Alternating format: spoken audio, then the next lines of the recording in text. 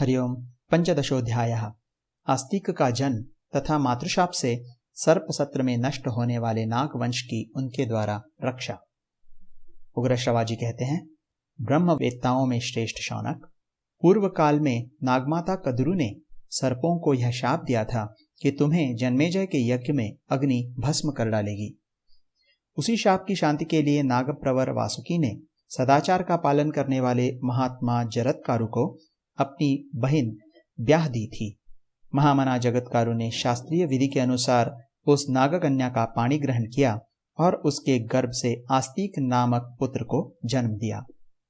आस्तिक वेद वेदांगों के पारंगत विद्वान, तपस्वी, महात्मा, सब लोगों के प्रति समान भाव रखने वाले तथा पितृकुल और मातृकुल के भय को दूर करने वाले थे।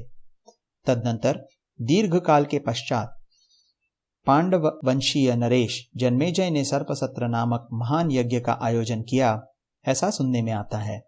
सर्पों के संहार के लिए आरंभ किए हुए उस सत्र में आकर महातपस्वी आस्तिक ने नागों को मौत से छुड़ाया।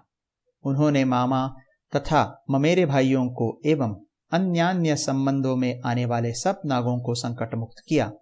इसी प्रकार तपस्या तथा संतानोत्पादन द्वारा उन्होंने पितरों का भी उद्धार किया। ब्राह्मण भांति भांति के व्रतों और स्वाध्यायों का अनुष्ठान करके वे सब प्रकार के रणों से उरुण हो गए। अनेक प्रकार की दक्षिणा वाले यज्ञों का अनुष्ठान करके उन्होंने देवताओं, ब्रह्मचर्य व्रत के पालन से ऋषियों और संतान की उत्पत्ति द्वारा पितरों को तृप्त किया। कठोर व्रत का पालन करने वाले जरत्कारु मुनि पितरों की चिंता का भार उतारकर अपने उन पितामहों के साथ स्वर्गलोक को चले गए। आस्तिक जैसे पुत्र तथा परम धर्म की प्राप्ति करके मुनिवर जरत्कारु ने दीर्घ काल के पश्चात स्वर्गलोक की यात्रा की। भृगुकुल शिरोमणे, इस प्रकार मैंने आस्तिक के उपाख्यान का यथावत वर्णन किया है। बताइए अब और क्या कहा जाए। इस प्रकार श्री महाभारत आदि पर्व के अंतर्गत आस्तिक पर्व में सर्पों को मातृशाप प्राप्त होने की प्रस्तावना से युक्त 15वां अध्याय पूरा हुआ।